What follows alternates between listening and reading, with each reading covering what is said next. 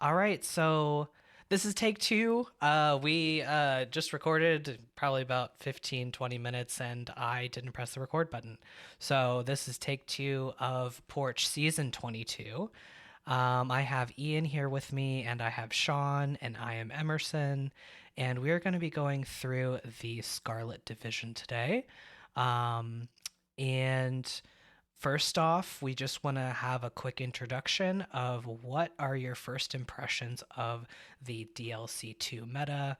We are also not doing Terra this season.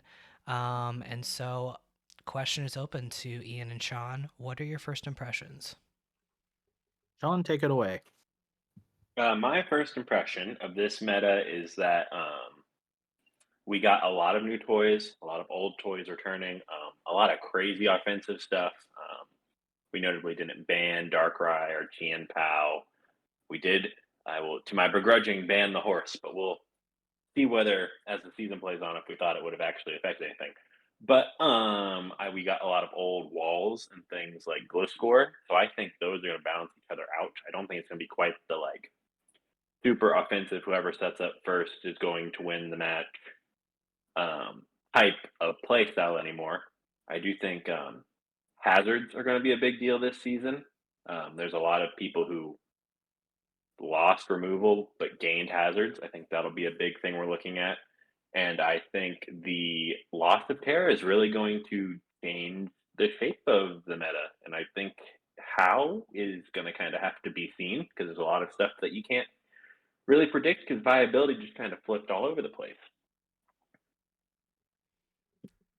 It's true. Yeah, I think you summed up a lot of it, Shaun. I think the two things that I'll just you know, expound upon maybe are yeah, personally I think the lack of Terra is it's something that I'm personally gonna enjoy. I always feel like when I can, get a decisive victory because of a good Terra on my end, I'm like, hell yeah. And when I lose because I, just forgot the other person had Terra, I'm like, man. But that's sort of the thing, right? It's kind of like how when Hidden Power went away, I felt like in that case it was really nice because it allowed Pokemon to, actually become checks and balances instead of any Pokemon randomly being able to exploit your four times weakness, right? So I think the removal of Terra will certainly change things, and we'll see what Pokemon were being checked by Terra and which Pokemon can succeed now, in ways that they were struggling to before. The other thing is all of Gen 9 has felt so weird to me because of all of the Pokemon that have access to more hazards than ever before, and the fact that so many things lost access to defog, especially, right? There are still, if you were to look at a given person's draft, you would probably be like two or three of those Pokemon used to have defog and they don't anymore. So yeah, that ability to manage like what hazards you can throw out, as well as what how you're able to remove your opponent's hazards, that remains like a weirdly essential part of playing matches in Generation 9. Yeah, great points from both of you. It's a hazard meta, in my opinion. We kind of saw this last season before. Hazards are greater than ever. Removal is less than ever. um, so yeah. Um, Anything else y'all want to say about just impressions or the meta in general before we start? About the meta, I'm good. Shaun, anything?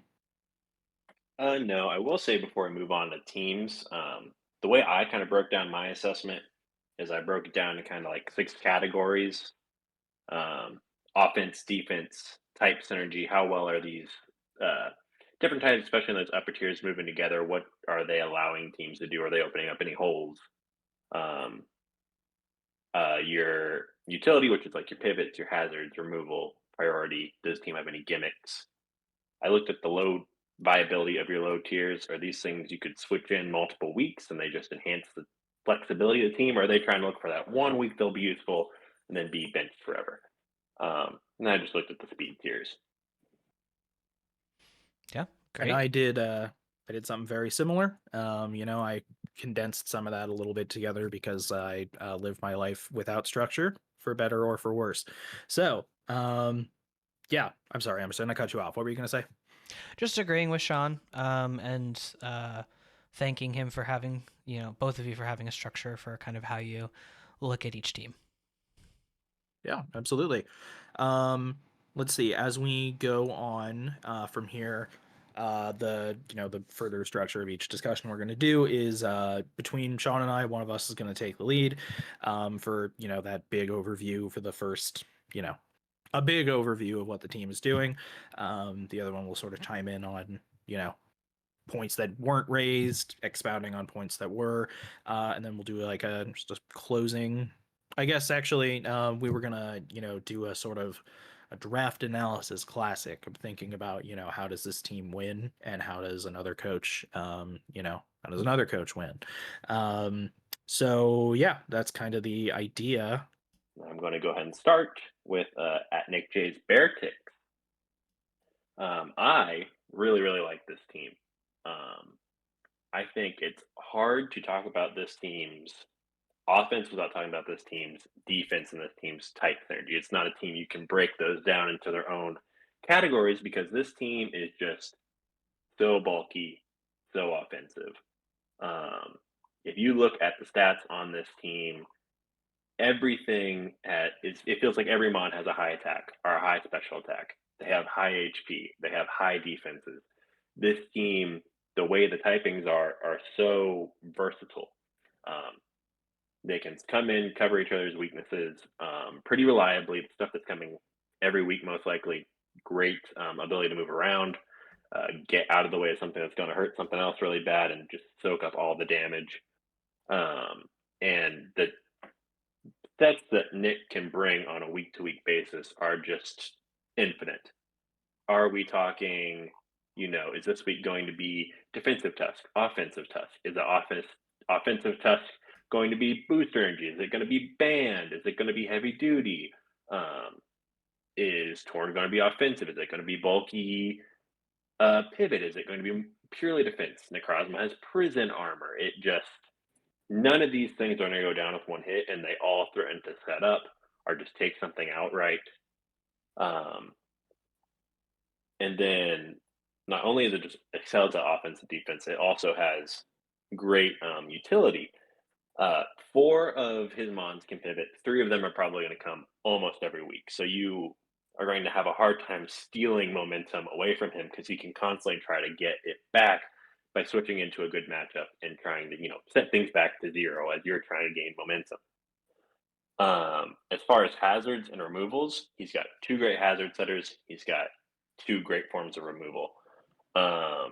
And for his hazards, he doesn't have a large variety of hazards. He mostly just has rocks, but he does have a low tier in Witchcast that has rocks and spikes. And when it comes, even if it may only come for 1 week, it can set rocks, it can set spikes, it frees up stuff like Great Tusk and Necrozma to just be full blast offensive if that's what they want to do. Priority, there's not a ton of priority on this team, but what it does have is pretty good. You have Sucker Punch and Grimmsnarl and Dust Noir, and nobody wants to take that hit. They both have greater than 100 attack. You have Stab on Grimmsnarl.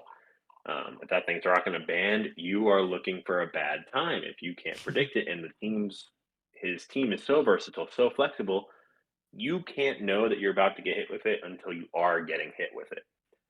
I could talk about this team all day. It's probably one of the most flexible, versatile teams that I remember in recent draft history. Every single mon can do something different every single week.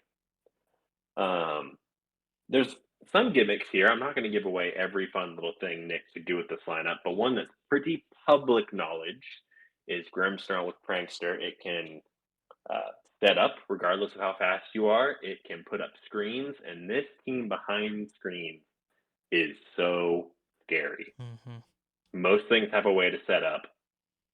Most things are so bulky that they already weren't taking much damage, and now they are hammering you even without setting up from behind screens because you just can't make the dent you need to make. And then if we look at the low tiers, Just Noir, Grafify, great. Lots of utility there.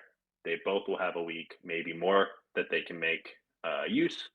I have my Public Enemy #1 Grafify meme that I post every season. I like Sligoo. I like Wishcast. I don't know that I see either of them coming super often, if not more than just 1 or 2 matches. And my last big note is that there is not a dud ability on this team. Even what Wishcast brings has its niches. You pick up two immunities, Water Absorb and Sap Zipper.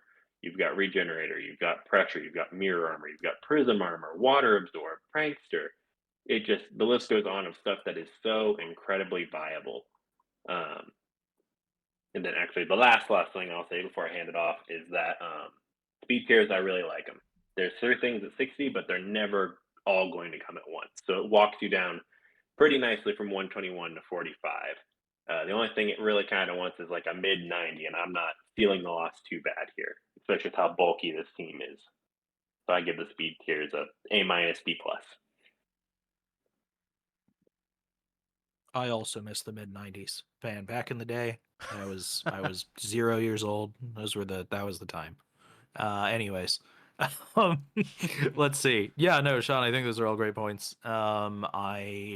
I think more or less I'm just gonna add that some of these are how to say this. I feel I was saying last time, I maintain this is true. One of these days I'm gonna remember that that Necrozma is like really threatening. There have just been so many matches in my life where I'm like, it'll be fine. I'll just smack it with a knockoff or whatever. And then of course I trigger weakness policy, and Prism Armor means it doesn't take very much damage, and then I'm like, oh great. Well, now Necrozma's beating my ass. So anyways, Necrozma very good. So many of these Pokemon are great. I'm a big believer, of course, in Banded Grimmsnarl, but Shaun made a great point that this team in particular really benefits from it setting those screens, and it is a primo screen setter because of its type, and it's got enough HP to, go the distance? Question mark. I'm tired. Anyways, yeah, extremely good team, Nick. I like it a whole lot. Yeah, I think the only other thing that I would just emphasize, as Shaun already said, is just the versatility of this team. And, you never know what thing is going to set up. Maybe there's going to be 3 things that set up in your match. So I also think it's solid. I do think that like the 87 to 110 to 121 is a little bit but because I don't know if Grafai is coming every week, so you have somewhat of a jump from 87 to 121, but I don't think it's egregious at all. And then in our last couple minutes here with the Beartics, we're just going to talk about how does this team win, and how do you potentially get one over on this team. I think, as we've mentioned a couple times, I think this team is going to win on versatility. Other coaches are simply not going to be able to counter build whatever you're doing this week. You simply just can't know what each set is going to be. It's like every mon's got 5 sets, and 3 of them are viable for your matchup. So coaches are going to have to just bring their best team, while Nick has a lot of room to counter build for them. So I think he's going to win on that versatility. I think he's going to win on screen setup. And I think other coaches are really going to struggle with this team. Yeah, absolutely. I think with Nick, sort of the question Nick should ask himself is almost less like, how do I win this match, and more like, how do I lose this match, right? What are of all the strategies available to me, what are the few that won't work this week, and sort of plan accordingly. The other thing I'd say, for a something for Nick to look out for, and then something for a coach who is who's matched up against his team, is just to how to say this. the team as a whole is very well balanced, but if a few like select Pokemon go down, then things can become kind of rough for Nick. In particular, without Great Tusk and probably even with Whiscash, it's not going to live very long. Poor little guy. There's a big electric weakness, is where I'm going with this. There's a bunch of the top Mons that don't want to be taking a Thunderbolt. So, between that and some other sort of other shared weaknesses. I think that's one of the few points of like, you know, points of note, the few exploitable things, because otherwise this is it's an ironclad team. Yeah. Talking about like how to potentially beat this team. Encore, Whirlwind, phasing to phase out those set of sweepers would be nice. And honestly, I think just scouting moves, have them on with Protect or have something you can switch into to see what set the Torn is, to see what set the Necrozma is potentially. But, yep, good job, Nick J. Yep, information is power with this team, and they did a good job by drafting away 2 of the Frisk users. I'll say Taunt against this team will probably also be pretty valuable. Yeah. So great job, Nick. We are now. Oh, you cut out. John? Yeah. Hello. Is he still with us? Has he gone outer space? Necrozma has taken him. Yeah, I was about to say. He's had a chance encounter with the Ultra Beasts. Shaun, have you returned to us? I'm back. Okay. Welcome back. We noted you must have upset Necrozma. It brought you to the Ultra Dimension. Or whatever. We were just going to move on to the next team unless you had any other comments. Nope. That was supposed to perfectly tail end. Where did you lose me? I think basically you finished a sentence and then you were like, ah, and then, Discord disconnected you. I think that was the sound of my 10-minute alarm going off, so we are perfectly set to move on. Oh, all right, nice. perfecto. Go right ahead into the Columbus Combusken. Okay, cool. My opening statement before the court. 10 great tastes that taste great together. What does that mean? Well, here's what it means. It means that I believe all 10 of these Pokemon do what they do extremely well, right? They're all, a lot of these, fill, how to say this, traditional roles, but they're the best at sort of fulfilling the roles that they do, right? So Dragapult, it's really hard to do better than, fast offense than Dragapult does, right? Iron Leaves we've seen some success with recently since, and it's new, but yeah, you use your booster energy, you use your choice band, and you just do a lot of really solid damage.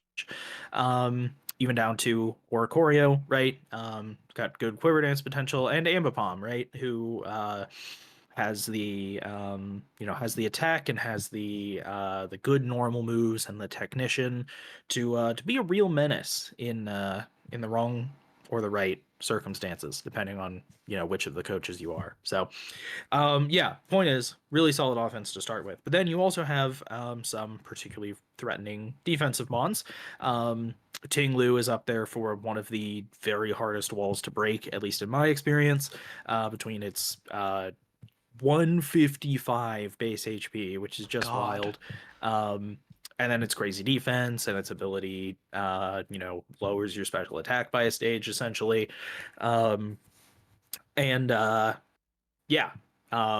Also a big believer in Dugong, but we'll get there in a second.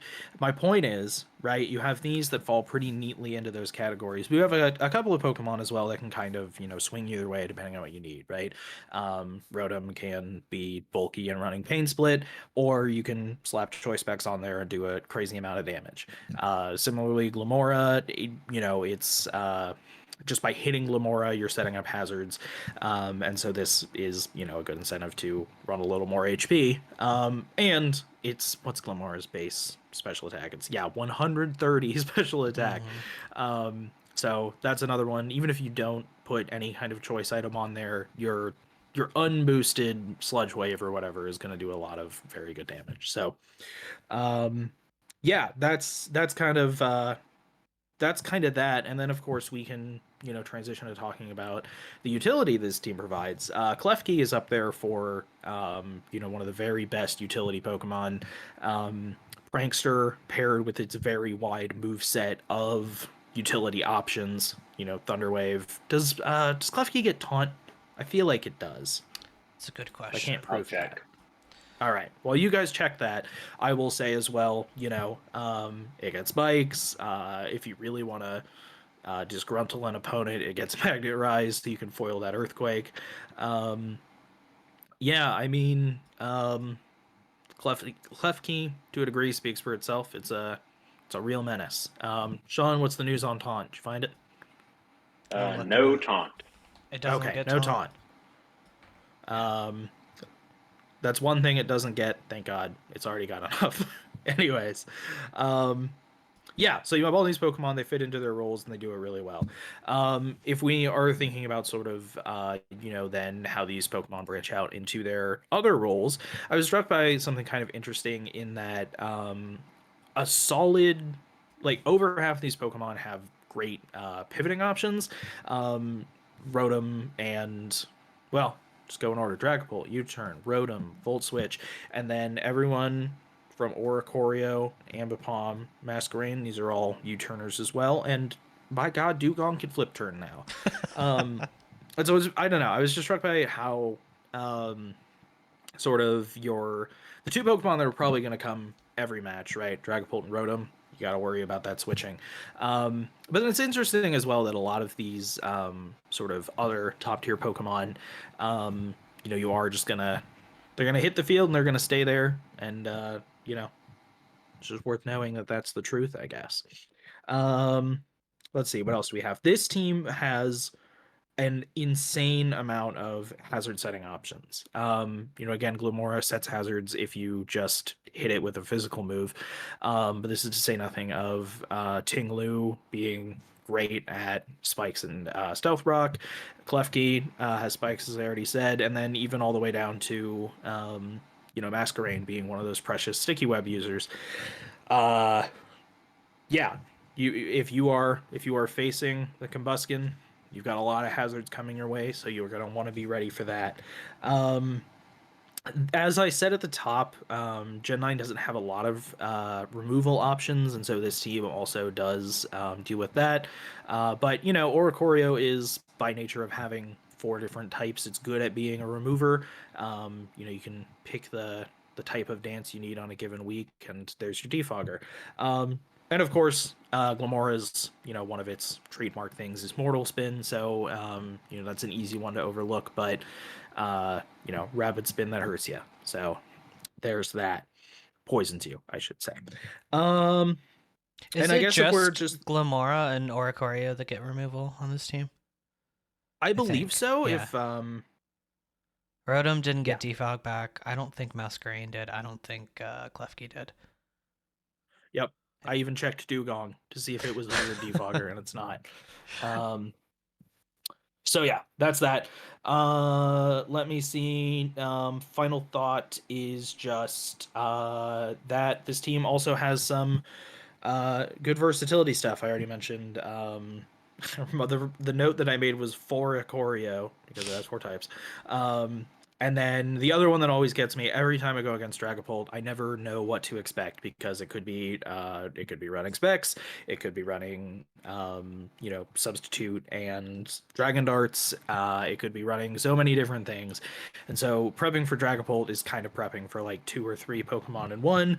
So that's something to watch out for. And then the homie Dugong, because of thick fat, takes an 8th damage from ice moves, which is so wild, and is going to be helpful for instance, keeping Dragapult safe those 1 or 2 weeks when Dugong does show up.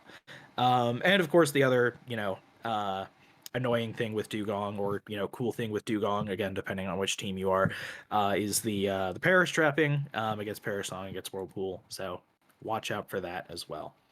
Shaun, Emerson, what do you guys think? I think you knocked it out of the park as far as calling out all the strengths of this team. Yeah, Tinglu and Rotom make a awesome core defensively. They check keep for each other just so well. Um, I really like the low tiers here. I'd argue that there aren't really a lot of what we would classically call low tiers. Maybe Masquerain, but it has a ton of utility. Dugong has, I think, a lot more utility this gen than we've seen in the past. I think somebody's going to get got by Ambipom at some point. It's got great priority, and that priority hits really hard thanks to Technician. And yeah, Iron Leaves, I'm excited to see what he does with it. We saw it on Electric Terrain last time, but I do not think it needs it to perform, and I'm really excited to see what happens there. Yeah, I think the 4 times weak mons, you really got a lot to switch in. Rotom is the goat switch into to EQ, you know. You got Iron Leaves with the 4 times bug weakness, but you got a whole clef key for that. Other thing with Ambipom is that it can now hold the loaded dice, so it can be Technician plus loaded dice. You don't have to choose in between the two, so I actually think that's a pretty big threat. Yeah, I hadn't even put that together. That's let's just say that I'm glad I don't play the Combusken this season. But yeah, no, for sure. If we're thinking about how Paco is going to win his matches, I think again the good news is that some of these very top ones that we're looking at have those versatile options, right? And Klefki's got all of those utility moves it might run. Rotom and between Rotom and Dragapult, you probably if I were piloting this team, I would want to choice lock one on a given week, but the other one then can fill in some of those other various roles. And backing up all of this is a how to say this, Glamora and Tinglu are going to be, taking good damage for you and setting up hazards and making everyone else's jobs a lot easier. I think then if you're an opposing coach, the thing that I would sort of keep in mind is that this team does how to say this, you can do sort of like win by chip over time, I guess, right? For as hard a wall as Tinglu is to break, its only recovery is through leftovers, and that can still really add up over time. But if you do manage to, set up and get some big hits in all in a row, that's how you're going to be able to. Well, I mean, I guess that's why they call them wall breakers, right? Bring your wall breakers; it'll work. I would agree that you break this team over time. If you can overwhelm a wall, the pieces start to fall a little bit. You can start exploiting some of the weaknesses that this team has, type wise. And just as a reminder for this team and the Beartics, prankster moves don't work in front of dark type Pokemon. So if you can strategically place yourself in front of these fairies, you can prevent the screens from going up or the T-wave from going off.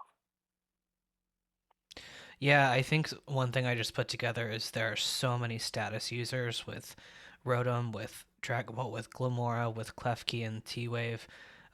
Hex Dragapult is looking pretty great. So, Ooh, good call. Heal Bell is not a thing except for Blissey and Chansey and Chimecho, which Kyle really tried to get me to draft Chimecho. I'm so sorry, Kyle. Uh, so It's not too late to trade. yeah, I mean like the hazard or the status game in this team is pretty scary. So maybe you run Mono Lumberry on your team against Combusken. So okay. The Pachirisu, I'm very excited about this team. I think it's very fun. I think it's got new toys. So I think this team could take people off guard pretty easily. I think, it's easy to look at a team where it's super scary, but you also know what everything does. You faced it before. That's different than a team where it's like, I've never played Archaludin before. I've never been up against Ogerpom. What's it do? Oh, I didn't know it did that, and now I got. This team's very offensively pretty darn scary. We're looking at some massive attacking stats on those upper things. You've got Ogerpon with arguably the best physical fire move in Ivy Cordial, and then you can't even rely on your water types because it's got Horn Leech, it's got Power Whip. if you got immunities to those moves, doesn't matter. Mold Breaker. Wow. Raikou is sitting there at 115 special attack. It likes to set up. It likes to just go in and attack. It can get that bolt turn thing going on you, which can be hard to get out of. Archaludon, so bulky, so scary offensively too, because that special attack of 125 is nothing to overlook. It will get you if you're not careful. And then Quaquaval, 120, and it's got Moxie, so the second you let something go down, you can't stack to it, or it will suddenly get out of hand very, very quickly. This team just has a lot of mons that get out of hand very quickly. Clef gets out of hand very quickly. Quat gets out of hand very quickly. Moltres Galar, a lot of sets it has, uses that Berserk to get out of hand very quickly. So if you are not being mindful each of these things can do, they will get you. The team is relatively bulky. It's got pretty good defenses. In between Clef and Archaludon, you don't need a third mon for that Fairy Dragon skill because they make a perfect combo all by themselves. They both have abilities that make them incredibly hard to break. You get one hit in, and then they just get bulkier and bulkier. And now Clef is healing up, and now it's just as bulky, but it's at full health. This team is very hard to wear down, and it can then jump out of those mons into all those offensive threats I just mentioned. And now it's very hard. It's going to be a constant momentum battle to not just get overwhelmed by this team. Physically, it's very hard to get through. It is a little bit, maybe for coaches trying to think of how to get through this team, maybe you look at that Spadef. Maybe you can find the hole to get through, but it is pretty bulky on that end too. Moltres Galar, thicker than I think a lot of people think because it has, and Raikou as well, they're thicker than people think because they normally play such offensive roles that people might try to go, okay, I'll Oko this. They live, tail back, and you just don't know, you don't know what happened. This team doesn't have any major drastic weaknesses. They cover for each other really well. They can switch around continuously and constantly have something there that can check whatever you were trying to get them with. Heck, if we're looking at their low tiers, I think they're some of my favorites because they have Gligar, Moraine, and Duosion, and Gliscor, Toxapex, and Ranunculus is like a premier OU defensive thing, and they just got the cheaper Eviolite version. So you got to watch out for that. Illumise will make things a massive headache for people with Prankster, and it's got stuff like Encore, Taunt, Thunderwave. It's going to find a way to mess you up. And then looking at the utility here, we've got a ton of pivots. Almost every single thing can pivot. There's a ton of hazards, a good variety of what hazards it can lay down. And some of the top tiers, what can drop those. So you're not necessarily having to rely on lower tiers, even though the lower tiers have a lot of good hazards themselves. For removal, this team struggles a little bit. But I mean, when Quack can be your spinner, you don't necessarily need another spinner. And you do have some defog in the lower tiers if you needed it down for it. Some stuff that might get people, I mean, any of Clef's abilities, any of Archaludon's abilities, they're all viable. And if you predict the wrong one, you'll get got. If you go for unaware and try to Toxicate and find out it's Magic Guard Clef, well, you lost your plan on how to do that. Same if it's the other way around. You Toxicate, it starts taking damage, but you just can't break it because it's ignoring your stat boosts and manages to stall out your setup. You've got on that regard. The priority on this team is pretty varied. Lots of fun stuff. I'm not sure it's always on the stuff he'll want it on, but there's a lot of stuff that can surprise someone if they're not prepared for it. The speed tiers on this team are okay. There is an odd thing where he has 4 Pokemon all at 85. I don't think it's going to be very often that they all come at the same time. And looking past that, it's a very clean march down from 115 to 30. So it's still a B for me. even with a lot of stuff sitting at the exact same spot. Yeah. Do you Illumise or Gligar get defog?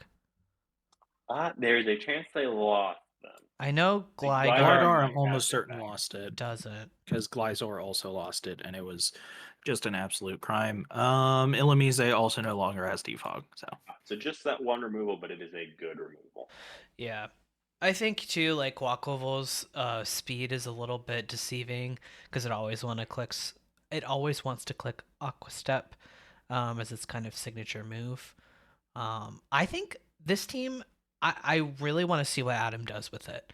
I wouldn't know how to pilot this team well. I just, yeah, there's a lot of moving parts. I think Ogerpon is one of the best physical attackers.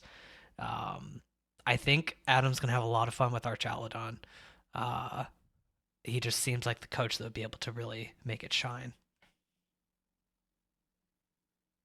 yeah, I agree with all those points. The Ogerpons are like one of those Pokemon that I can see is obviously tremendous on paper, but I've never had my ass handed to me, and so I'm excited for the Ogerpons to really like blow me up so that it finally clicks that it's a Pokemon that I know is good.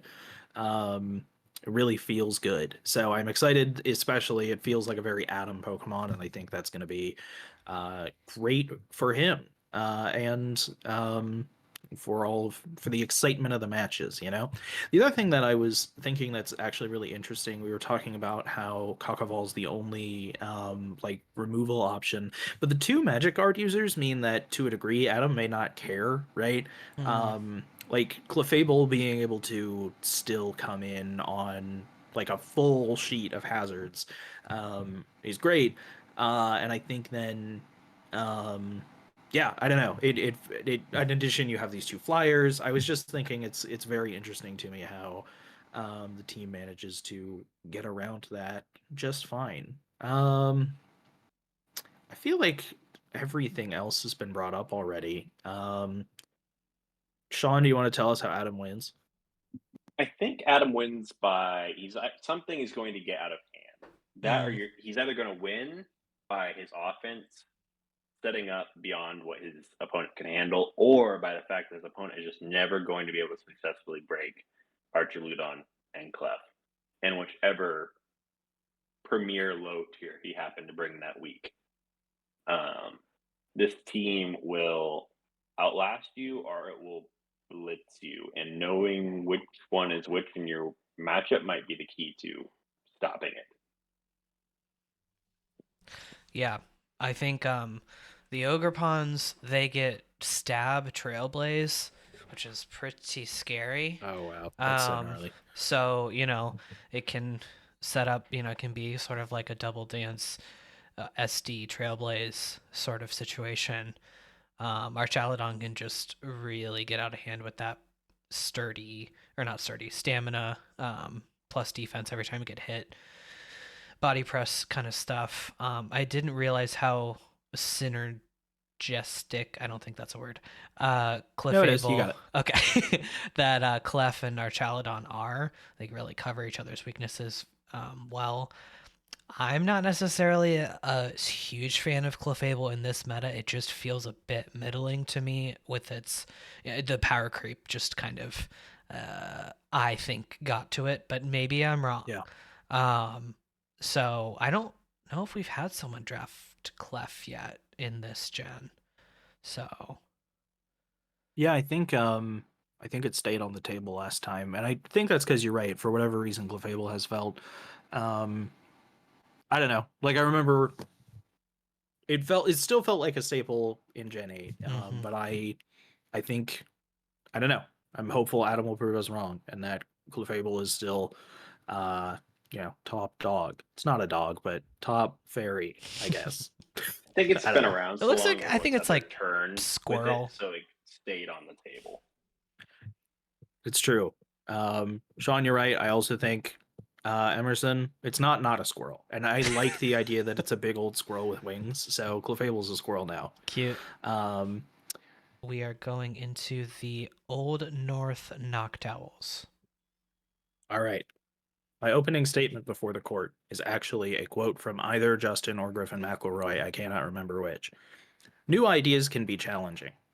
And the reason I say this is that at first I was like, where are the cores, right? Where's my fire, water, grass?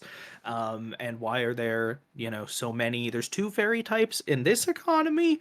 But the thing about it is, right, I think this draft synergizes uh really, really well in ways that just kind of like delighted me in how I guess I feel like the opposing coach will need to take a second to, to not just say like, oh, you know, it's fine. It's gonna be, I've got this. I feel like this team is really, um, like covered. Yeah, I don't know. It synergizes in ways that really surprised me. So to start to get into that, I think you have a handful of like uh, really tremendous offensive threats. Kiram obviously is, I think it's one of the consistent kill leaders in our league's history. And, certainly it's only gotten better with age, right? It only ever gets more moves each gen. Or it's fine. We'll get into its move sets later. But the point is, Kiram's better than ever. Samurott is an extremely exciting addition to this team. Even Sneasel, right? That blistering speed and the high attack. I think Sneasel is great and fits well on this team. And then you have your, your reliable defenses in terms of Dawnfan, which is also classic utility, and Florges, who is just such a great special ball and such a great wish passer to boot. So you have all of this already, but then I think you also have a handful of Pokemon that can kind of go either way depending on what you need. Zapdos in particular, I think, is very helpful for this team's type synergy in that, a defensive Zapdos is going to come in on a fighting move, hopefully proc static, and then, roost up immediately afterwards as, the Choice Bandit opponent switches out or whatever. As well, Ninetales provides the obvious utility option in terms of setting Aurora Veil, but its special attack is high enough that after a nasty plot, you don't want to be taking that Blizzard or Moonblast or whatever. So yeah, you have great offensive prowess and some really solid defensive prowess, and then a handful of Pokemon that can, sort of fill whichever role you need in a given week. And yeah, that's, I think, that. Moving on then to sort of thinking about our utility options. The hazard setting is there aren't very many options. There's only, unless I'm missing something, I think it's only that there are two Pokemon that can use Stealth Rock, and then there is the very cool unconventional one that Samurott's unique move, Ceaseless Edge, sets spikes so long as it makes contact with the opponent. If the move succeeds, it sets spikes, basically. So, all of that is extremely cool, and I think, again, that sort of how to say this, that almost like hidden spikes is definitely a strong suit of this team. The removal options are limited, although again, that's just common in Gen 9 in general. Obviously, you have Donphan, which a lot of weeks is going to be all you need. And then, Quaxwell's there. If Quaxwell really wants to get into the mix, it does no Rapid Spin. And then tragically, you have some other old reliable defog users that just can't defog anymore. But what are you gonna do? Does Zapdos lose defog? Yep. Zapdos lost defog, Wow. bafflingly. It was a goat defogger, and now it's just a goat. I really like That hits Donphan. hard, but it's a great wall. I really like Donphan on this team because you want your spikes to stay up. So, Yep. Your spinning abilities in the dawn are nice. Yeah, absolutely. I don't want to just because there are only the two options, it should be absolutely emphasized that Donphan is a tremendous option both on this team or both objectively and then on this team specifically. So yeah. Other things I'll just mention, Kieran, as I was saying earlier, in a lot of ways, Kieran is better than ever. The one thing that I'm conscious of that it lost is that it does not have Roost anymore, which is a great shame, but it does have Scale Shot, and of course in Gen 9 we have the loaded dice. So, I don't know, Dragon Dance, Scale Shot, Icicle Spear, insert whatever other move you want, and go ahead and have fun blowing up your opponents 5 hits at a time. Sorry, 4 or 5 hits at a time. The point is that's it has this new offensive potential while still being able to do all of the you know, all of the stalling sets it could before. And speaking of Curum and its ability to live, the pairing with Alolan Ninetales, of course, Snowscape is going to increase Curum's defenses even higher, which is just wild. Don't love that for me and my needs, but it is great for Brian's team, and I am very excited to see that in option or in action rather. I've already mentioned Ceaseless Edge, but of course that also pairs with Sharpness. Samurott. Samurott was in the second half of last season, I think. I think so. Yeah. Well, I think Kyle it had definitely it. hit the field last season. Kyle had it, and I think maybe traded it for Tinglu? Question mark. This is also what I think happened. Regardless, I'm excited to continue to see Samurott, excel and to, make use of Sharpness, which is just a great ability. And then, yeah, I think most of these Pokemon speak for themselves. The final thing I'll just say is I'm a big believer in Murkrow as a tier 1. I think it's great. I think just Prankster and all of the moves it has access to it's just great. Love Murkrow. That's, what a great little bird. Shaun, what do you think about the team? Honestly, I love it. It might be one of my favorite in the conference, if I'm being honest. I think it is the most complete realization of I drafted my first Mon and I built a team to help that Mon succeed. I could not think of a lot of better teams designed to let Kyurem do what it does and just tear through other teams. Murkrow makes it faster. Floor just keeps it healthy. Ninetales sets the Roar Veil. It's already bulky on its own. If it can't handle something, Samurott or Metagross absolutely can. Metagross itself is going to be really scary behind Veil. You've got those weakness policy agility sets. I think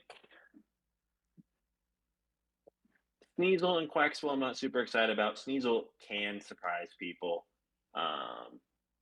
I think it will bop somebody with like a gunk shot or something, and that'll be all she wrote. I think he did a good job of covering everything else, though. Yeah, this is I mean, it's like hyper offense, but like also a little bulky. Anytime I see, I recently learned the like colloquial term for samurai, so he is Hammerot, which I think I love is that. really cute. Yeah. And then Ninetales colloquially is known as Alola Tails. So both of those really feel like kind of hyper offense. Get your hazards up, get your veil up, and just start clicking buttons. I think that Zapdos could be opened up to be an offensive piece of this team because of the veil. I just think like hazards can sometimes be a problem just with Ninetales and Kyurem and Zapdos all being weak to hazards, but heavy duty boots are a thing. I would just hate to see Kyurem always running boots. You really want to be able to run that loaded dice or something like that. So I think as far as like beating this team, trying to keep rocks up at least or knock off the boots or something like that. But I do think this team has a lot of potential. I really wanted Kieran, but Brian sniped me. But I think it's going to be great. Yeah, that is such a bummer. But hey, at least Kieran is not being squandered on a middling team. This is the team for Kieran, and that is great. So Brian wins by bringing Kieran. In addition to this, I think Emerson, you hit a lot of the points as well that put up his put up the hazards and set the screen. And then an offensive Zapdos. I focused on his defensive role in this team, but I mean, offensive Zapdos speaks for itself. I mean, that's base 125 special attack, and then 70% of the time you win 100% of the time. If you're on the other team, if you're trying to win a match versus the Noctowls, I also think Emerson, you already hit upon it really, which is just sort of keeping up hazards as much as you can, dropping the using knockoff. And then the other thing I would say is there are definitely some type weaknesses that you can exploit if certain Pokemon go away. Once Zapdos is gone, and if Florges is no longer there, a bunch of close combats in a row are starting to look very alluring, because between Metagross and Ninetales, they'll only live so many of those in a row. So that's, I think, my thoughts on that. Shaun, you got anything? I think if you're trying to beat this team, things like phasing, moves that break screens like Brick Break, Psychic Fangs, Raging Bull, etc., Taunt, Encore, these things will be your friends because it'll keep stuff like Caoirigh from just absolutely. Oh, his alarm might have gone off again. He's been taken by Necrozma again. But Shaun, welcome back. The last thing we heard was Raging Bull. Raging Bull. Yes, moves that break screens like Raging Bull and then like Taunt, Encore, things that can trap it or prevent it from setting up, I think will be of a great asset to this team. One last thing, Zapdos Weather Ball in snow. Pretty cool. Ooh, good call. Great gimmick. Yeah. I was thinking Murkrow uses Rain Dance, but then I was like, that's bad, so don't do it. But yes, just instead do Weather Ball in snow. That's great. Yeah, I got by a Zapdos with weather ball into my Landorus T. Oh no, that'll do it. Yeah, that'll do it. It was pretty interesting. Interesting is a good diplomatic way to put it. I honestly went to it was a Smogon tour, and I went to my opponent's wall. I was like, that was pretty sick. Excellent. All right, Shaun, tell us about the bunnies. Yes, our next team is Libero FC, coached by @Berdito. We are good. It's the other Ogerpon that I know is good, but haven't lost to yet, so it hasn't clicked. The sprite is just so cute. It really is. It's great. Ogerpon in general is adorable. Yeah. One thing to introduce this team is that Blunder did a video, and in it he was referencing Raging Bolt. He's like, "Let me bring in the neck, the raging kind." So I love Blunder. That guy's stupid funny. Anyway, talk about the neck, Shaun. Yes, tell us more about the neck. So I'll say this is up there with I don't know if it's my favorite team, but I think it is an incredibly fun team. I think that people are going to struggle against this team. I think pretty commonly. And you'll find me saying I think all these teams are great. I don't think we have a single dud in the group. But let me tell you why this one's great. This one, offense is fantastic. Nothing checks this team across the board. Even if we only look at Ogerpon, Raging Bolt, Mamo, the stab of those three mons covers pretty much anything in the meta. Nothing can, switch in and check all three of them. And that's not even considering Jirachi and its RNG baiting ability in Serene Grace. And this, kind of like some other teams, is deceptively bulky. There is a lot of mons in here that can take a hit and then just keep right on trucking. We have Mamo with Thick Fat eliminating one of its weaknesses. We saw success from Paco last season, where a bulky Talonflame to try to proc burns to take away one of your opponent's weapons is really good. I think we'll see some fun stuff from Overquill, who hits pretty hard. I think it's something that can be switched into the team intermittently, kind of whenever he wants to, and it'll work really well. And that goes the same for all his low tiers. Berserker, it's great. It's bulky. Thwacky in grassy terrain, which will help support the rest of the team as well. Great. That's also boosting Ogrepon's moves as well. So Thwacky has some great synergy here.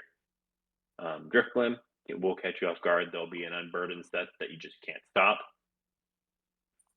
This team's defenses are fantastic. You can just build Jirachi, Weezing, and Talonflame defensively, and just like the offense, it'll be hard to get in front. It'll be hard to break. Your wall breakers will lose the abilities that make them so good at it in front of Weezing.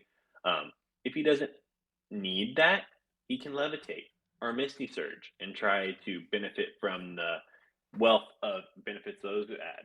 This Weezing loves its Levitate because it gets rid of that ground weakness, but doesn't need it because Talonflame's right there to also cover that with another immunity. I really, really like this team. I think the synergy of the typings is just fantastic. It's probably my favorite grouping of typings in the conference. You can build it so much. The only thing I think Kyle might struggle with is Jirachi on this team kind of wants to be that bulky defensive wall, and it's not a mon that likes to be constrained that way. But I think Kyle's such a good coach that he will make it work. He'll find the week where, Toy Scarf, Iron Head, Jirachi is just the key to it all. This team has tons of pivots. Pretty much it feels like every mon can pivot. It will, if there was ever a team that you're going to get Volt turned on and never get out of it, it's going to be this team. And then to benefit from that Volt turn, you're going to constantly get something in front of you that you don't want to deal with. And he has the hazard setters to punish you for trying to fix your momentum every single time. So you're constantly taking damage from hazards. You're constantly taking damage from Volt turn. All these things hit so hard. And then there is some lack, I would say, on the defoggers. The stuff that can defog doesn't necessarily want to defog. I think Glare and Weezing can't defog anymore. It's one of our defog victims. I think it can. Can it? Regular Weezing cannot. Regular Weezing cannot, but Galarian can. Galarian Weezing can. Okay, I overlooked that. Congratulations, Kyle. You were a defogger. I take back what I said. It feels like you're like congratulating like a child or something. Like, congratulations on your Weezing Galar that can defog. Yeah. There is a lot of fun priority. We get to see Thunderclap on this team, our first ever alternative to Sucker Punch. And on this thing's beast of a, let's see here, 137 special attack, that thing is going to hurt every single time. Like, if it's low and it just wants to start clicking Thunderclap every single time until it's dead, it could take something down with it. There's a lot of kind of, I don't want to say gimmicky abilities, but very useful abilities on this team. You've got Neutralizing Gas, you've got Serene Grace, Water Absorb, Thick Fat, Flame Body, Levitate, Poison Point, Intimidate, Unburden, Grassy Surge. Just, it's kind of like I said, a Beartics, not a dud among the group of 10. Everything has good abilities. With the speed tiers on this team, I like them. There's not any huge gaps. The 85 to 100 could be better, but I mean, other than that, it just walks right down from 126 all the way down to 50, and that's great. I give it B+, A- probably. It's good speed tiers. And all the lower tiers here, super fun. They all have their uses. They all have their niches. I think each of them could come to multiple games and be absolutely versatile. That said, I do think he'll probably want to keep that top 6. It's just so good.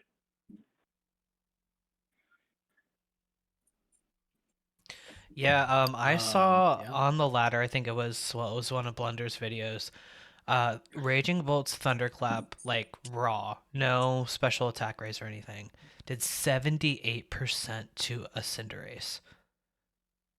What? Just insane. That is going to be a real threat. I mean, you really have to think about whether you're choosing something, because if you only have attacks, that thing is gonna hit you pretty hard and hit you first. Yeah. Right. But then also, of course, as with Sucker Punch, usually you can't get greedy either, right?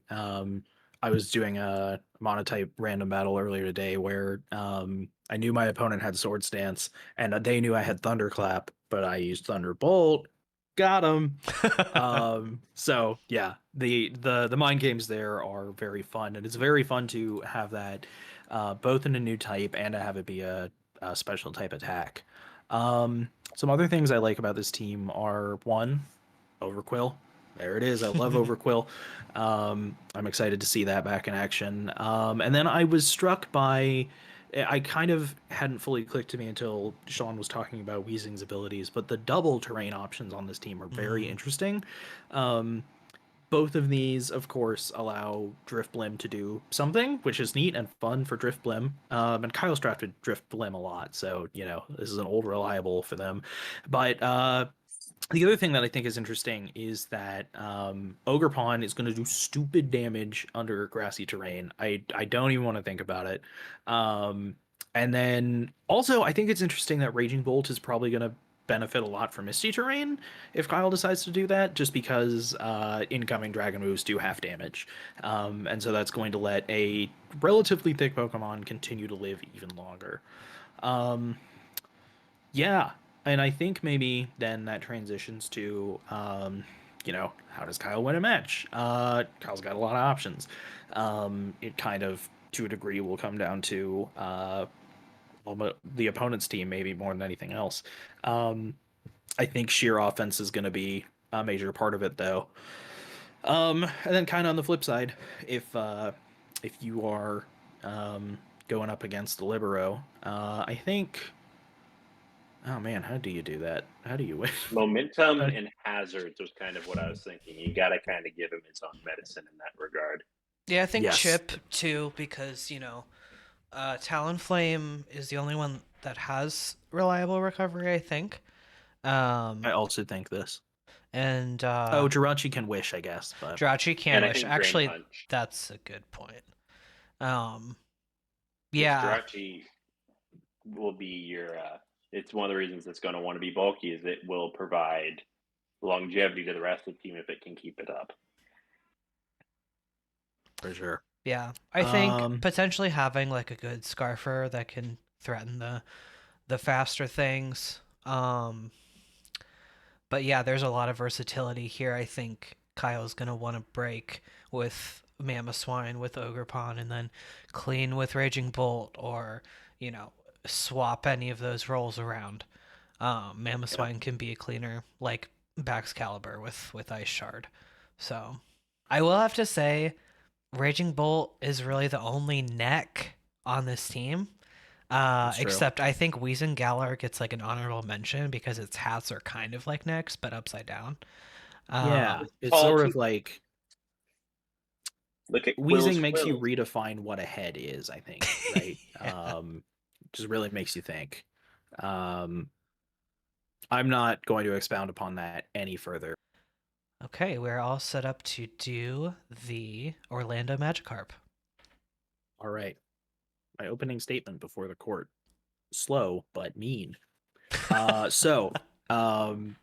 talking to Ben in person, and I think he said this on the server as well, that this is like one of the slowest teams he's ever drafted, and I think that kind of lines up just with a lot of teams in general. This is not a team that moves fast, but it is a team that just hits so stupid hard. And I kept, as I was going, like, basically the only exceptions to that are Fortress, which you didn't want to hit hard anyways, Smeargle, which is doing something different, and then Knuckle Stack, which, still has, we'll get to Knuckle Stack later. But the thing about all these Pokemon, right, is a lot of them are not going to end up being offensive week in, week out, but they do all have like some stat that does a crazy amount of, like a shockingly high offensive stat, right? Even just down to like Sinistra with 121 special attack. Is Ben going to, do a modest 252 most weeks? Probably not, but that just does mean that an unboosted Shadow Ball is still going to do a hefty amount if you're not prepared for it. So, then we also kind of on the flip side of this, the most obvious offensive Pokemon, your Gouging Fires. Well, let's just focus on Gouging Fire, right? Where its highest stat is technically defense, right? It is not a Pokemon that is going to go down easily, and of course that means that it's going to tank your first hit and use Dragon Dance and then really start wreaking havoc. So yeah, Ben has a team that is on the slower side, is going to need either scarves or setup to outspeed a lot of things, but it almost doesn't matter if you can just tank the hit and then uh, you know retaliate in kind, which I think is what we're going to see the Magikarp doing a lot of this season. Um, there's not a lot in the way of pivoting, kind of as you might expect from a lot of Pokemon in that vein. Um, I think it might just be Landorus and Fortress, although these are two premier Mew pivots, as so well. It can learn any pivot. that is true. Good old Mew. But and also Smeargle. Yeah, Smeargle. Hate that little Some guy. surprising baton passers as well. Okay, fair enough. So Ben has a lot more pivot options than I realized. Oh yeah, but, Dunsparce gets Baton Pass. That's funny. Huh. Hey, the more you know, folks. You're learning along with us. But anyhow, where I'm going with all of this is that it still is fine that that's the case, right? You have to, in my opinion, the most obvious and the very best pivots are Orlando and Fortress, and that is great. They're doing what you need them to do, and a lot of these Pokemon are, as I said, able to take a hit if possible. So there will be a lot of hard switching, but that will end up being fine. And then let's see, there are also so many hazard setting options on this team. The longer I looked at it, the more I was like, what are you talking about? How's there more? So obviously Landorus, but then Mew and Fortress and Smeargle all get access to all three of your usual hazards. Wow. Plus Smeargle gets Sticky Web. I feel obviously Knuckle Stack has access to Stealth Rock, and it probably gets spikes. Does it get spikes? Nope. Okay. Well, there's something at least. There's one reprieve from all of the things that are going to be waiting for you when you hit the field. So that's a nightmare. Get ready for that. And then we do also have a good amount of removal options for Ben. Again, Smeargle can do any of those that you want.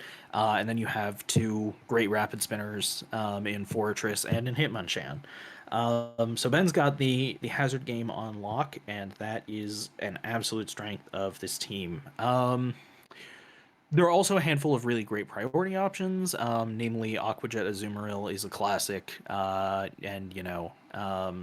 Hitmonchan also just a classic. Mach Punch. Does it get Fake Out? It feels like it gets Fake Out.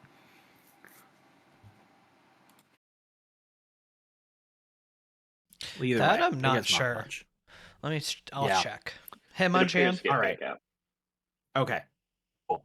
There I you will go. note that Um, Vacuum Wave super valuable in this meta, and Mew gets it, and Mew would be the main one who could actually abuse it. I don't know. I feel like Hitmonchan's gonna put up numbers with Vacuum Wave. No, I'm kidding. Does it not get Mach Punch? It does. It does, right? I think Surely so. Yes. Hitmonchan has Mach Punch. Plus Okay. Iron Fist. That's not terrible. Or it's really not. Yeah. So maybe it's a good transition to the lower tiers. Something I think is interesting about this team is that a lot of the low tiers are still relatively middle tiers, or in a lot of cases are like the best in tier. I feel like Hitmonchan is the only of the Hitmons in tier 6. I think just because it's right on the border and is outclassed by the Spinny Boy and the Long Legs. I need to go to bed. Accurate. Anyways, let's see. It does have 110 yes. special defense. I did not know that. Who does? Hitmonchan. Oh yeah, so this is Hitmonchan. Well, yeah, again, we're into the lower All the tiers. Hitmons. Hitmonchan is a tremendous assault vest user, or without it, yeah, still 110 is its highest stat, which is wild. So yeah, you have some great options there. Sinistra was last season's MVP. I believe it will continue to be an MVP contender even without Terra. And Ben, I have faith will prove that is true. Um, let's see. Smeargle's such a great draft pick. I don't like dealing with it because it can do anything, but obviously this is a highlight of the team for sure. So, um, good on you, Ben. And then let me see, what else do we have? Knucklestack. Emerson, do you want to talk about why Knucklestack was a good pick? I convinced Ben to draft Knucklestack because even though he has Smeargle, he needed another Ghost Resist. And Knucklestack does resist Ghost with the Purifying Salt ability. And I had Knucklestack and I 1v1'd a Goldango with it. It was fully Spadef. I just kept clicking Salt Cure and Protect. And even though I got some of the turns wrong, I still lived to make it rain. And then it died the next turn because of the Salt Cure, and it was very satisfying. Yeah, just absolutely wild. The Ghost Resist in particular, I forgot about, and it's just why is that real? That should not be true, but it is. And it's a great wall breaker for your opponent's steals and waters. Shaun, do you have any thoughts? And when you're done with those thoughts, can you tell us how Ben's going to win those matches? Yeah, I think a good bulky team. I think lots of stuff can run offensive or bulky. I think someone is going to get just incredibly frustrated between Dun Dun Sparse, Sinastra, and Fortress. I think he's got a lot of kind of gimmicky stuff that'll really get people. Spore on Smurgle, Strength Sap on Sinatra. Dunsparce is just going to set up on something and they're not going to be able to stop it. I think this team is very fun. I also wanted to draft Gouging Fire. I think he built a great team around it. I am very excited to see what he does with it. And I For think, sure. how is he going to win with this team? I think he's either going to outlast his opponent or he is just going to blow through them. I think someone is going to get caught off guard by burning Bulwark on Gouging Fire, and they're going to get burned. That's really going to mess up their plans.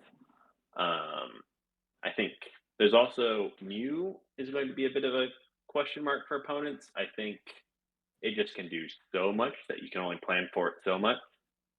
But I think this is a team that's either going to outlast you or it's going to break you before it has to get there. Like if they get a belly drum off with a Zoomer or a Dragon Dance on Gouging Fire, that could be GG right there. Yeah, I think Yeah, what I absolutely. hope for Ben is that, he tends to draft defensive teams. And this is obviously defensive. But I would want him to be bold and click the move instead of switching into something else sometimes. You can do that. Trust in your Gouging Fire with 105 HP, and pretty great defenses. Stay in, click the move. So I think that that's how he can really succeed with this team is, just go for it. I agree. I think it makes a lot of sense. And then I would just say, if you're going up against the Magicarp, I do think if you can win the setup game, that may be part of how you do it. Mm. Because of course this team is slow, and so if you get off enough Dragon Dances to be faster and powerful enough to blow through these walls, I think that is going to be the way that you do it. And along the way, if you can you do your best to keep hazards off your side, and you do your best to keep removing the hazards so that Ben has to keep spending turns, setting them back up. I think that's all I got. Now we have the Chicago Sky Attack, the newbie on the Porch League teams. And so go ahead, Shaun, and tell us about the Chicago Sky Attack. So the Chicago Skytech, new kid on the block. I think it's a very fun team. I don't know exactly everything that everything does because there's a lot of stuff here that we don't draft super often. There's a couple staples and two, but like Iron Boulder, Iron Jugulus, these are chestnut things we haven't drafted a whole heck of a lot in our past so far.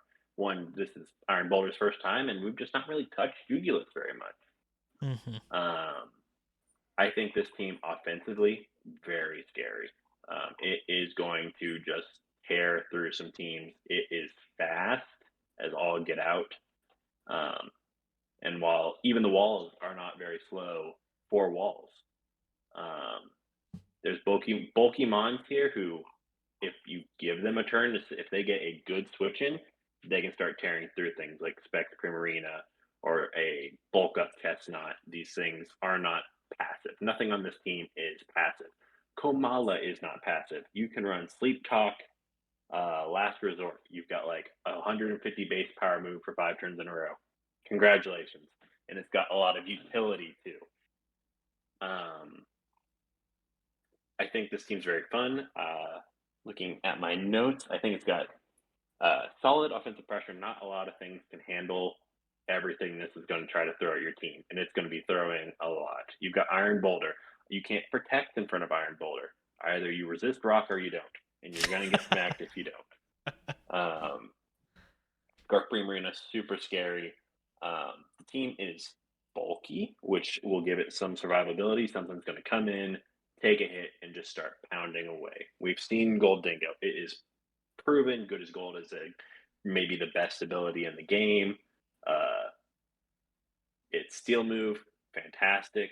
Draco Meteor with less drawback. Good ghost coverage.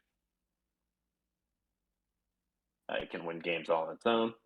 It's a fairly bulky team in terms of their HP stats. When this team can bring a perfect 6 for a matchup, its type synergy is pretty good. I think there are some weeks where they will struggle to get the right 6 mons to cover themselves against a particular team, but I think most times they'll be able to put together a pretty scary 6. And the reason they'll be able to do that is because this was the one draft that went more middling with their points.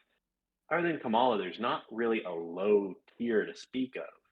It's 9 Pokemon that are effectively interchangeable given what's needed in a week, and Kamala. And Kamala can pivot and rapid spin, so it has its uses too. Big Kamala fan. It's got 2 spinner. Oh, I'm looking at the wrong team. My bad. Its only hazard removal is Kamala, so they might have trouble finding hazard removal every week. But I think this team hits so hard that it's going to try to break you before hazards become an issue. It has access to every form of hazard. Now, each hazard lives with a different mon, so they might not all come every week. But you don't know what hazard you're dealing with until the 6 show up. And I think it'll be often that you can't be quite sure of what 6 are going to show up. And games could easily end there just by misplanning in team building. Pivot-wise, there's a lot of pivots here. There's 4 different pivots. They're all viable. You're going to get caught in a U-turn, Volt Switch, Flip Turn, Cyclone, where they're constantly trying to get whatever is the best matchup against what you just tried to bring out. And this is another one of those teams where you're going to be fighting for momentum the whole time. And I think that's really good for the Sky Attack. There is a handful of priorities here. Not necessarily on the mons that they would maybe want to see them, but it's enough that probably at least something's going to get finished off just because they didn't know the other Pokemon had that piece of priority to finish it off before they could land a finishing blow of their own.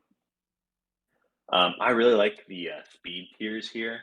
It just is a nice, clean bop, bop, bop, bop, bop, all the way down to the bottom. 60 is the slowest mon on the team. Like solid A speed tiers here for me. A lot of gimmicks here that are going to get people good as gold. Corrosive ability. A steel type's going to get toxic, and someone is not going to know what to do with themselves. Again, like I mentioned, Iron Boulder has its 100 base power rock move that goes through Protect with no damage diminishment, and I think that's gonna get somebody off guard.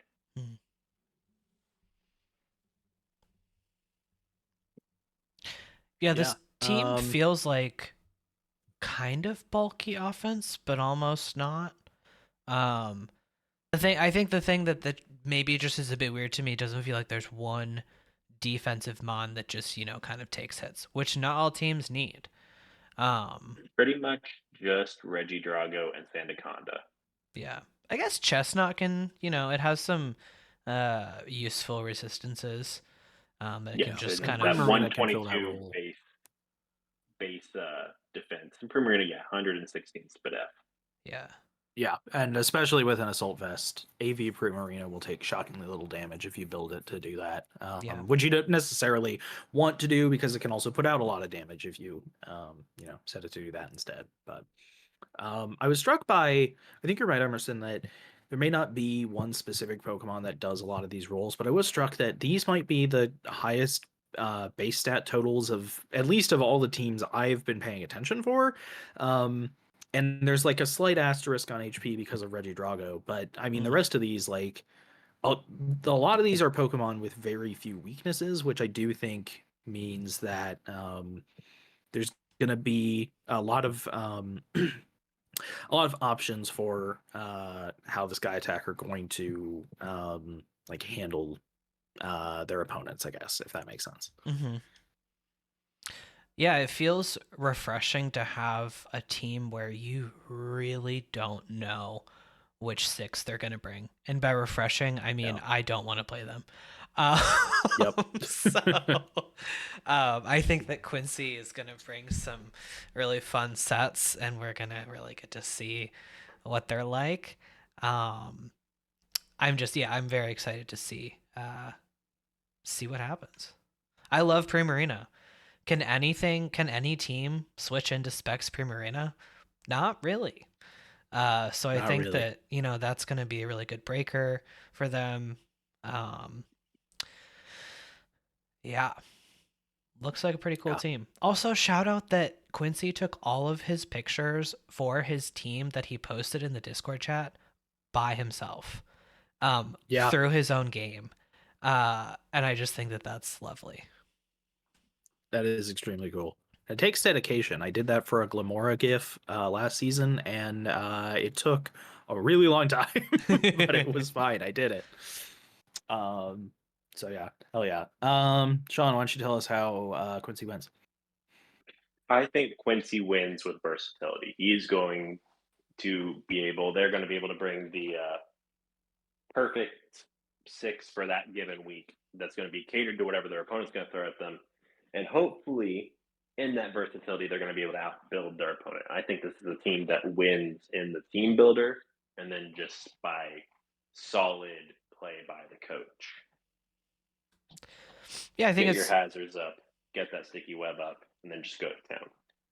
Yep. I think Kyle's the only one who has at least played in a league with Quincy. I don't know if Kyle has ever gone up against Quincy, but we don't know what their style of battling is. So that's going to be interesting to find out. Um, yeah, I'm rooting for you, Quincy. Yeah, absolutely. Sky Attack, top 10, top 10 team idea. Absolutely in love with it. And yeah, I guess if you're a different coach, have fun. I think Um, for another coach, the key to this one is to out offense it. I think this is a team Mm. that yeah, has bulky mons, but also you can wear it out. Like if you can push the throttle more than they can, you might just outpace them. yeah. Recover Goldango feels like one of the only reliable ways to heal, unless you want to do like a Shed Skin Anaconda, Sandaconda, rest set. But Wish otherwise, yes. I Wish think you're right, Shaun. Kamala. That what about? Oh, Kamala use Yeah, Wish. That's Wish wild. Kamala is They the can. new meta. So Is it really? no. I was gonna say. No. I was gonna say. I've never in my life have I seen Kamala without a assault vest or a choice band. Um. It's a good point though, Shaun, of just trying to out offense the team. Um, Yep. Again, kind of good scarfers. Hope that Iron Boulder doesn't have its booster energy that'll be able to outspeed you anyway. Um, hmm Chipping things down. If Goldango doesn't have boots on, then if you got a spiker, spike that thing up. Um, yeah. And I think just also, again, because of the low recovery options, you'll win over time if you just keep, smacking stuff with your strongest moves. Mm-hmm. Oh, synthesis on Chestnut. But other than Oh, that, right. All right, I have the Mareeps up, and would you like to begin talking about them, Ian? yeah, let's do it. The Mareeps. My opening statement before the court. Beef the deef. Deef, of course, short for defense. Oh, that's Um, awesome. that's a term from the Paper Mario modding community that I forget sometimes is not a thing normal people say. Yo, I love um, the phrase Paper Mario modding community. I didn't know that was a Me thing. too. I didn't either until I really went down some rabbit holes. Anyways, um, the the thing about this team is that it is so God, there's so many walls that are going to be so hard to break on it. And so, I mean, if you want to start with like the purest of those, right? Glysaur is a traditional wall, and then Dondozo is here, traditional wall. And then Skeledirge obviously has that capacity to, you know, to live a lot of hits and then, keep using Slack off. Um, and I mean, there's just a lot of stuff that's extremely hard to kill here, but it is. Oh, Slowking. I completely looked past Slowking. Yeah. Um, the Slowking speaks for itself, right? And so you have all these things, but you have paired with it some really gnarly, like, an essential, like, offensive options for cleaning up or for making it easier for your walls to outlast things. Namely, Weavile is, I think, a tremendous addition to this team that is also supported by, you know, uh, other good utility in terms of Tinkaton having, Gigaton Hammer, and then Thunderwave and Stealth Mhm. Rock and all the other things that it does super well. Hitmontop was MVP for a reason. You got all these great things going for this team in terms of you know its raw offensive potential, its raw defensive potential, and a lot of Pokemon that are kind of blurring those two things together. Um, let's see. The other thing that I do like about it is that so many of the types like work together really well, both at the top in terms of if we just look at those top six, right? I don't personally like immediately see a lot of like one type that's going to really barrel through that batch. You have a couple fighting weaknesses, but then you have Slowking and Glysaur and Skeledirge, Mhm. and you have a couple ground weaknesses, but then you have Glysaur and Dondozo has the HP to tank one if he needs to. So, um, there's just a lot of really great stuff going on in that regard as well. I think the other things that sort of stick out to me here are in the realm of hazards. There's not a lot going on, but the Pokemon that have hazards are like the best at what they do. Namely Glysaur and Mhm. Tinkaton are two of the best Stealth Rock setters that I would personally want. And similarly, the only removal I think is Hitmontop, but Right. if I needed a spinner, Hitmontop's the one I'd go for. Um, Emerson, any other sort of general thoughts on this? I would never draft a team like this, but I think it's really cool. Um, Yeah. I got to use Glow King for the first time in another league with Baxcalibur, and I love Oh that. no. I love that thing so much. Like, even though, like, yes, it's with Baxcalibur, but just Mm-hmm. having that reassurance of like being able to switch it in, scout things, click a T wave, pivot out with chili reception. I think Yep. it brings a lot to this team, especially with the slow pivot. Um, yeah, I think that other coaches are really going to have to think about how to break things. Like if all you have left is three physical attackers and you have a whole Dondozo, yikes. Like, Yep. you really have to think about what are the things I need to keep alive in order to beat this. both for Glow King, for Gliscor, for Skeledirge, for Dondozo. Even Tinkaton can be hard to take down. Um, Mhm. so yeah, I'm excited for Connor to use this team. Um, I think maybe something that I would pay attention to is that there's not a lot of immediate offensive pressure besides Mhm. Weavile and Porygon Z. Um, Yeah. and so, just being, I mean, but, if that's what balance is, if you're pivoting around, chipping things down, and then you bring in your wall breaker, like, that's like pretty classic balance. Um, so I think that he does have some immediate offense. Um, but yeah, I'm excited to see how this turns out. Um, I think it was a very bold direction to go. Yeah, absolutely.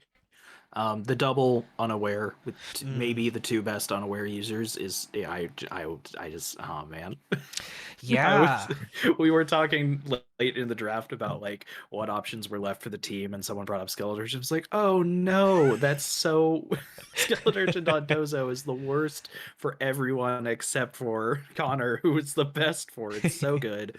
Um, yeah, that's going to be really hard to get through. Paired with again Gliscor and Glow King is just really there's a lot going on. But I do think you're right. I'm very curious to see how Porygon Z performs. This is a Pokemon that I really love in the abstract, but that well, I guess it feels like it's probably better than ever, right? Mm, If only because ghost types have become such a menace in recent generations. Um, that having that immunity is going to be very helpful. Paired as well. I have to imagine those will make a tremendous choice scarf. mm-hmm. So yeah, that's going to be great. And then Emerson, you and I have bemoaned before that of all the returning starters, Meganium got basically nothing. So Here's my thought: sad. is this the Meganium team? It could be if there's any team, It, you know? yeah, it feels like this is the one that you get your light clay, you get it in, and if you're like, oh, Meganium might beef it, then you switch out to Yeah. one of your many walls, and then it's got another opportunity later. Yeah, it feels like things are more easily able to be choiced, like Weavile, like Porygon Z, choice Meganium. I don't know. But Yeah. even if you click your normal move into a ghost, then you swap out into one of your walls. Although I guess Hmm. this team doesn't like ghosts too much. Um, but yeah, it just feels like it really opens up things to okay, it's okay if I, click EQ into a levitating thing because I got a whole Dondozo. So Yes, absolutely. Um, that does maybe bring us to one of the ways if you are the other coach, ghost. Yeah, there's a reasonable ghost vulnerability. That especially, if you're not locked and Porygon Z can't outspeed, that maybe there's something there. And especially once Weavile is gone, Shadow Ball is starting to look a lot better. But I mean, other than that, I think it's sort of like I feel like the advice for working is to break through the walls, but of course that's like so much easier said than done. mhm. um and I feel like to a degree it may also just come down to doing absolutely everything you can to win the hazard wars, and probably you got to get really creative to beat a lot of these sets, honestly. Yeah. Whatever your weirdest tech is, this may be the time. Yeah, I think just what I said earlier, keeping in mind like what do you have to keep alive in order to beat Dondozo? What do you have to keep Yeah. alive in order to beat Slowking? Because those can set up at the end, and you have no offensive win con against Connor's defensive win con. I think Yep. defensive win cons are a super cool thing that I still haven't mastered completely, but could Hmm. really be a strength in this team.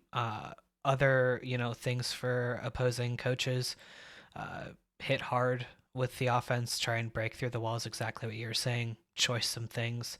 Do your calcs. See if things to hit KO. Skeledirge and Dondozo, do stuff like that. But it's a pretty cool Yeah. team. Great team. We didn't talk about Electabuzz. It's Pokemon. I I think the nice thing about Electabuzz is I feel like most of the Pokemon that have received new evolutions at some point in the past are still usable because they used to be standing on their own, right? And I feel like the 95 special attack and 105. Oh, and also, yeah, just the offensive potential of Electabuzz, I feel like, is there. So that'll be fun to see 1 week. I didn't know it was 105 speed. What the hell? I didn't either, I'll be frank. But again, I feel like this happens. I always get surprised by this when I look at those like Gen 1 Pokemon that got evolutions later, right? When you realize that like Scyther can still hang as a good offensive option. It's just a lot of surprising stuff, but yeah. Great. I have 3 notes under conclusion. Cool. Go ahead. And I'll go with 2 first. So one of them is all these teams are going to be really good. I think Shaun said it earlier, and I am in full agreement that like every one of these drafts is so great, and that applies to the Violet Conference as well, which obviously we're not focusing on, but yeah, all these teams are so gnarly. I am glad to be in Violet so that I don't have to play any of these. Well, I have to play 2 of these 8 specifically, but just a lot of teams that we talked about tonight that are just so it's going to be really tough, and I hope everyone has fun in terms of both piloting these great teams and in figuring out how am I going to use my great team to somehow pull out a W. Yeah. And then I know that you will, but let us know in the comments or whatever what you liked, what you think we got wrong. Hopefully this is a point for discussion, and I'm excited to further that discussion. Yeah, absolutely. Even if you just skip to your team, that's fine. I think it'd be fun to listen to a bit of the other team analyses, maybe go back to it if you're, facing a coach. But one thing about this group is that we really do enjoy talking to each other after the matches, really showcasing our sets, and I think that's just kind of good sportsmanship of, we both post our sets afterwards, and this is one of the only leagues where that's really prevalent. So being able to process a game, and I think both, or really like any time that we do that, I get a sense that both coaches really want to kind of build each other up. So gonna be a fun one. Yeah, absolutely. This is gonna be a great season, and I'm looking forward to it. I hope you are as well. Thanks for watching, and that's all I got. Yep. Great sign off, me. I'm really nailing it. I should be a YouTuber. Okie dokie. See y'all later. Peace.